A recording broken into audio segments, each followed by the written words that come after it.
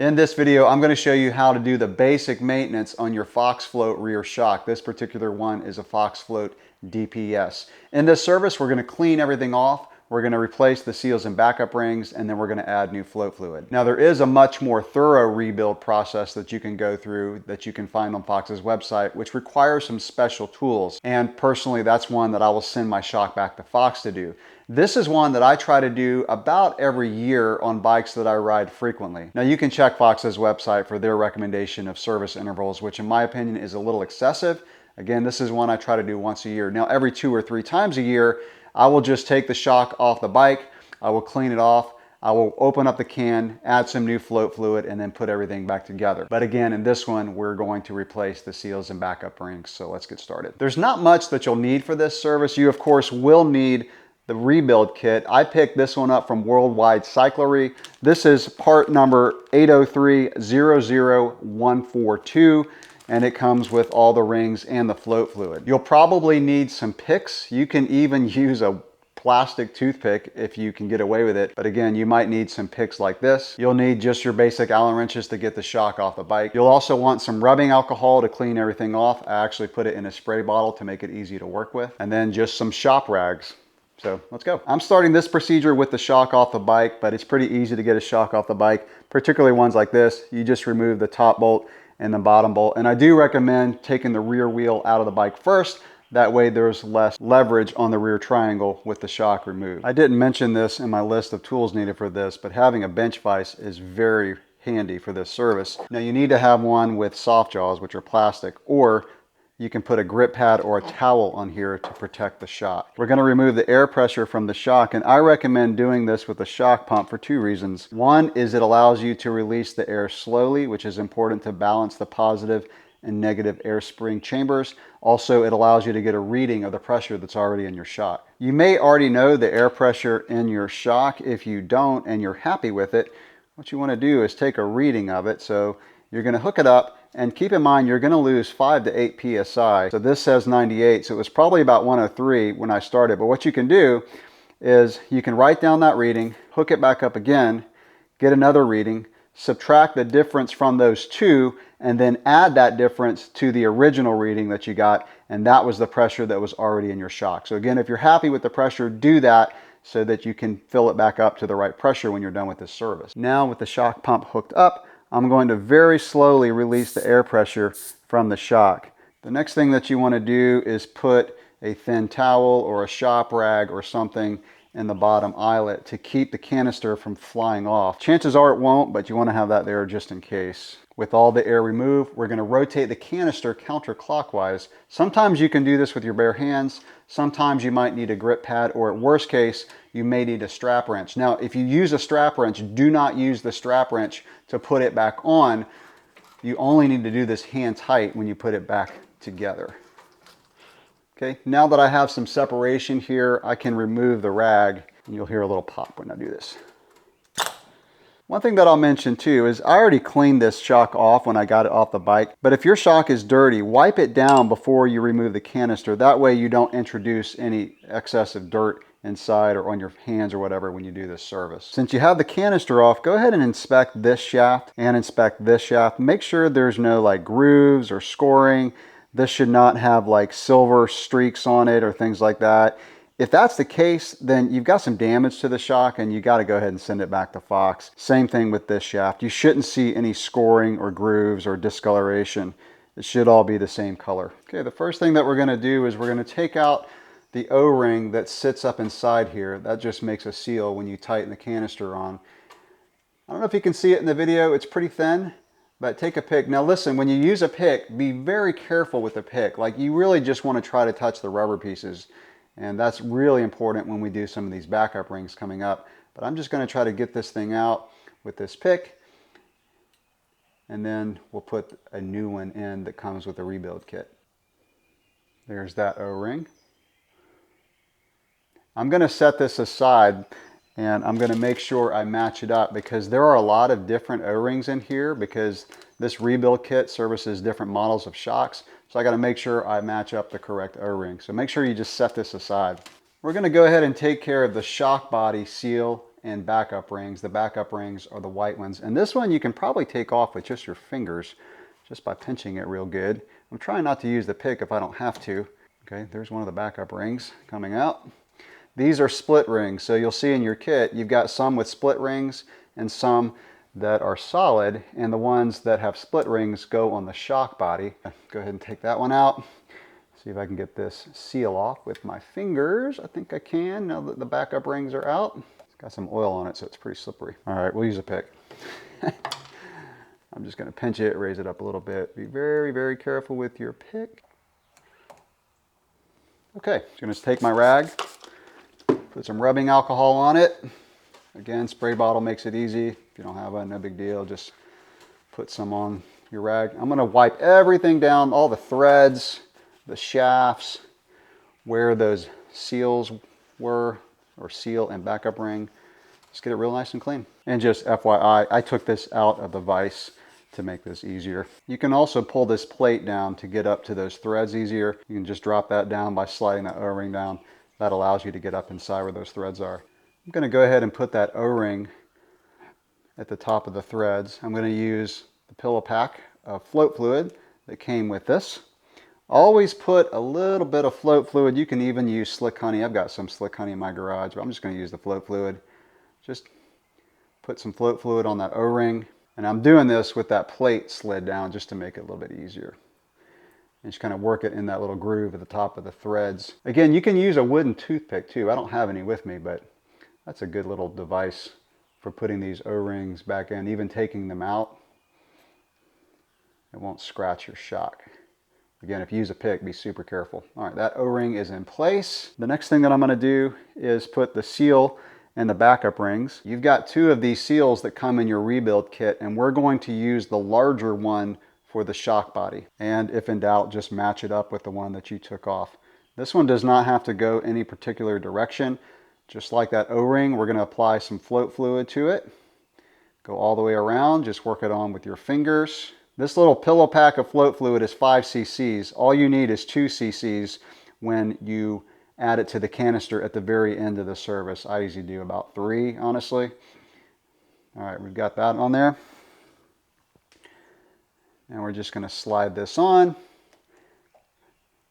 After you get it on there, make sure it's not rolled up. Okay, so that's good. And then we're gonna put on the split rings. We're doing this one first before the canister to give you some confidence, because the one in the canister is a little bit trickier to get back in. Also with these split rings, make sure they overlap properly. The little angles go together properly. Okay, that's on there. I'm gonna go ahead now and just add some more float fluid to this. Okay, now let's do the canister. Before we remove the seal and the backup rings on the canister, same thing, we're just gonna spray down or put some rubbing alcohol on a rag or a shop towel. I don't recommend using basic paper towels if you can avoid it, because they have some fibers that come off. The shop towels don't get those little microfibers all over the place. Okay, now that that's clean, we're gonna clean it one more time before we put the new seals back in. The first thing that we're gonna do is that we're going to remove the dust wiper. And this you can probably just pull out with your fingers. In fact, I know you can. You don't need a pick for that. I'm gonna clean that. We're gonna, again, clean everything as we pull out these seals and backup rings. Now this is where you probably are gonna need a pick.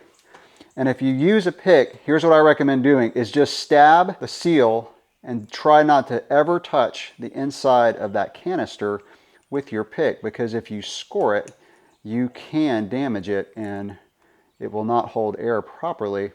So again, just be really careful. Like I said, try a wooden toothpick if you have one. I don't have any in my house.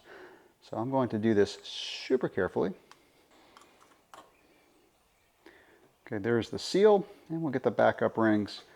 Probably have to use a pick for this as well. Using a pick very, very carefully. There's one. I actually used my little angled pick here. I'm only touching the backup ring. All right, I got that loose. I'm just gonna pull out my fingers. There we go. Just clean inside where the seal and the white backup rings were. Everything's nice and clean. Now we're going to put in the new seal and the new backup rings. And as you guessed it, we're going to add some float fluid to the new seal.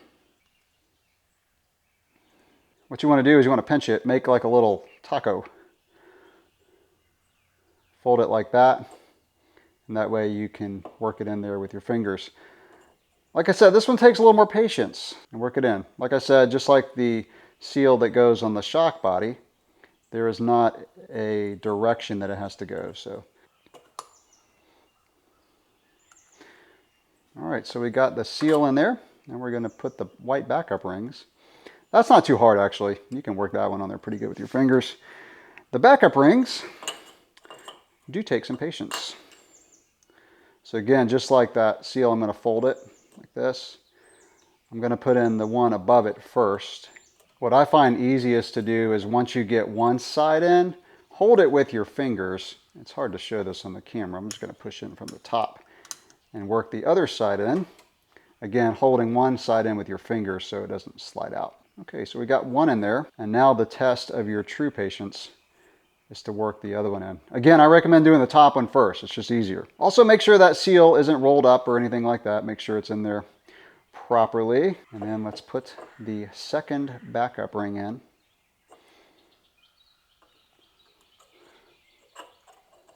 Fold it, get one side in, hold it with your fingers, and then work the other side in. After they're both in, just go around with your fingers. Make sure everything's in there flush. And as you guessed it, we're going to add some float fluid to this. Just spin it around. Put that float fluid on there really good. You got plenty with this pillow pack, so better to use a little bit too much. Work it on there with your fingers. Next, put in your wiper seal. Your new wiper seal that comes with the rebuild kit. This one is very easy. Okay, the canister is done. We're going to slide the canister on, and before you thread it in, you're going to put in 2 to 3 cc's of float fluid. Now what I do, I'm going to go ahead and slide that back up, by the way. What I do is I will put this on the bike and put the float fluid in because I have a vertical shock. If you do it on the bench vise, what I recommend doing is slowing your rebound all the way. So turn your rebound knob all the way clockwise. That will slow it down. Count your clicks so you know how many to go back. So 1, 2, 3, 4, 5, 6, 7, 8. That's going to make it easier to thread this in. The shock's not going to fight you. And so you're just going to have to push it up. It takes a little effort to get it started. Got to push it past that new wiper seal. And go ahead right now and put on your travel adjust O-ring so you don't put everything back together and then realize you forgot to put that on. I might have done that once or twice. So again, if you're going to try to thread this on the bench vise, go ahead and add your float fluid now. So you can, like I said, this is 5 cc's, so you've probably used 1 or 2 already. So I'm going to put most of it back in there. Okay, so with the fluid in there, I'm going to go ahead and try to do this by hand without it being on the bike. But you can also mount it on the bike, like I said, and push down on the suspension if you can't get it like this. Usually you can get it like this. Like I said at the beginning of the video, this does not have to be more than just hand tight. Because I've got a little bit of oil on the outside, it's a little slippery, so I'm just going to use my grip pad. Give it one more wipe down before putting it on the bike because you've probably got some float fluid on the outside and you just don't want to attract dirt to it. And that's your service. So to air it up, here's what I recommend. Add about, let's do 30 PSI, and then we're going to put it on the bike and we're going to finish it up. So I'm just going to put in about 30 PSI because what you want to do is you want to cycle the shock as you air it up, and I'll go through that. This is what Fox recommends. We want to balance the negative and positive air spring chambers. Before you put the shock back on the bike, you want to line up the eyelets. So it's most likely going to be twisted, so you can just stick an Allen wrench in there and rotate it so that these are parallel with each other. Since every bike is different, I'm not going to show how I reinstall this on the bike. You probably already know since you took it off the bike. Just make sure you use the proper torque specs Typically, the torque specs are going to be written on the outside of the bolt. For example, this one says 12 Newton meters. So Fox says to cycle the shock 10 to 20 times, 25% through its travel. Make sure you turn your rebound knob back to where it was, otherwise it's just going to stay down. So 25% through its travel, 10 to 20 times, and then add another 50 psi. So I'm at 30, I'm going to go up to 80. I'm going to repeat the same thing, and then I will finish off to my normal pressure, which on this shock is 125 psi. So that is how you do the basic maintenance on a Fox rear shock. As you can see, it's not really that hard. Just get the rebuild kit, get some of the tools that I showed in this video, and you should be good to go. Questions or comments, drop those below. And if you found this video helpful, give it a thumbs up for me. They say it helps the channel somehow. I don't know how, but anyway, catch you in the next one. Thanks for watching.